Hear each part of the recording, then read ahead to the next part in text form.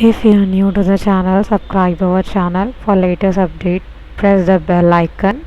Thank you. Hello everyone, this is Shreem Begum from NGCC Software Technology. Okay दिन तो अभी next topic start करते हैं controlling का। जैसे कि प्रीवियस क्लास में कंट्रोलिंग का कॉन्फ़िगरेशंस करे थे अपन, तो अभी यहाँ पर नेक्स्ट क्या है देखिए कंट्रोलिंग में कॉस्ट एलिमेंट अकाउंटिंग। ठीक है, कॉस्ट एलिमेंट अकाउंटिंग किसको बोलेंगे? Using the cost element accounting, we can identify all the expenses and income from the financial accounting to controlling component for analyze purpose. Cost element accounting क्यों use करते हैं? ताकि आप जो बिजनेस के financial financial accounting से जो FI में अपन एक्सपेंसेस और इनकम करे, वो सारों को क्या करेंगे कंट्रोलिंग में एनालाइज पर्पस के लिए यूज करेंगे, कंट्रोलिंग कंपोनेंट में आइडेंटिफाई करने के लिए। तो कॉस्ट एलिमेंट अकाउंटिंग इसके लिए यूज किया जाता है। Then next, what is cost element?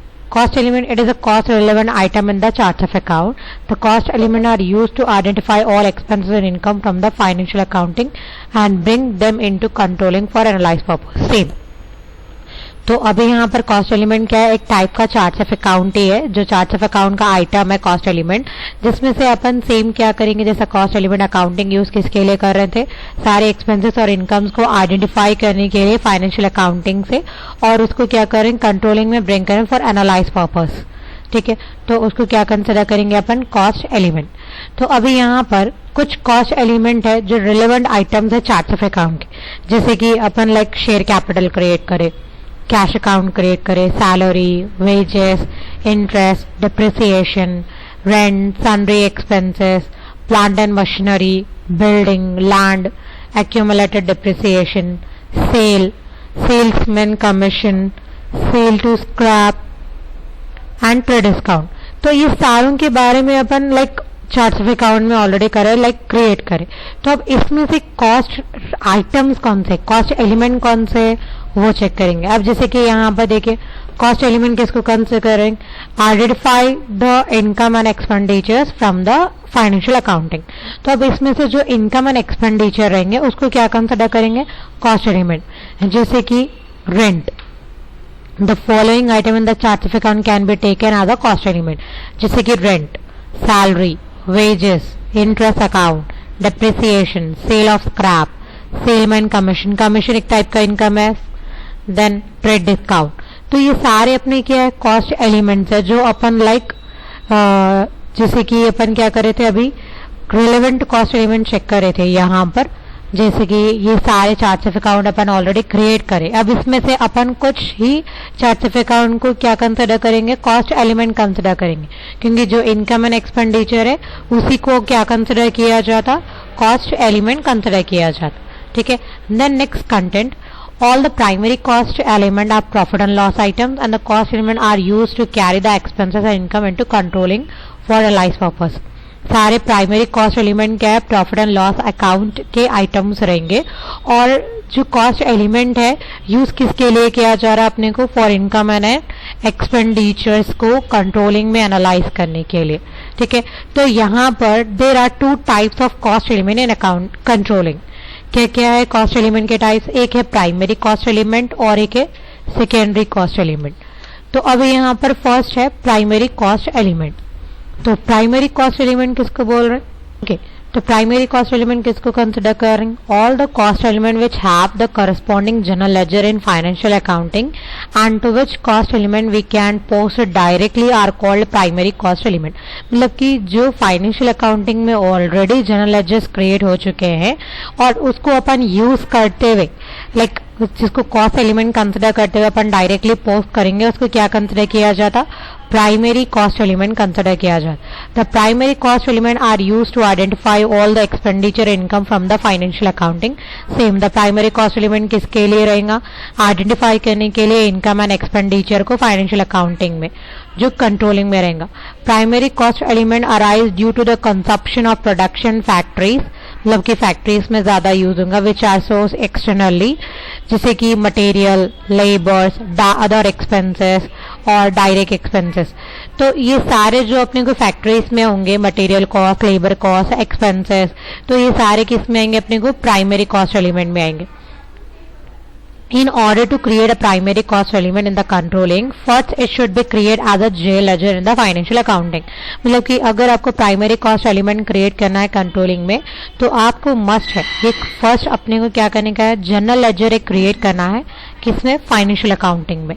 It is a main integration point between F I and controlling component. मतलब इंटीग्रेशन का पॉइंट रहेगा एफ आई एन कंट्रोलिंग का. The value will flow from F I component to controlling component through primary cost element.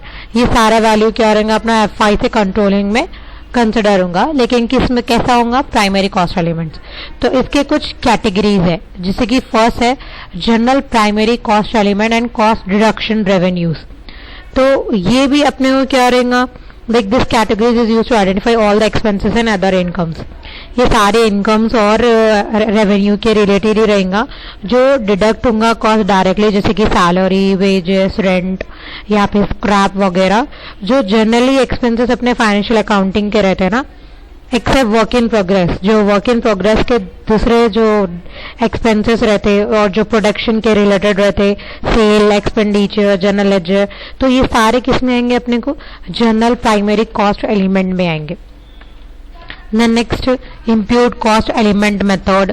Normally cost element method आप use कर रहे हैं, या फिर like import cost element target actual.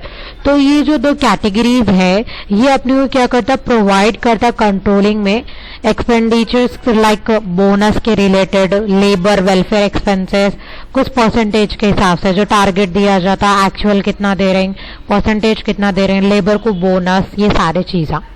ठीक है, तो ये दोनों कैटेगरीज उसके रिलेटेड रहेंगे. Then next revenue element.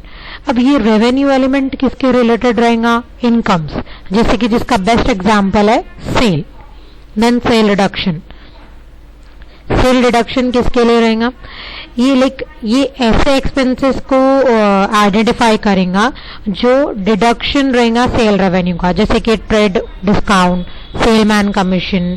जैसे कि सपोज आपको लाइक सेल आप एक 50,000 का कर रहे हो, तो 50,000 आपको इनकम होने वाली थी, लेकिन यहाँ पर अभी क्या कर रहे हैं अपन, उसमें डिस्काउंट प्रोवाइड कर रहे, तो वो आपका क्या एक्सपेंसेस हो गया.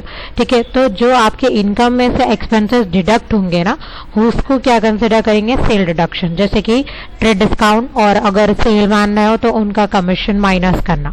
ठीक है,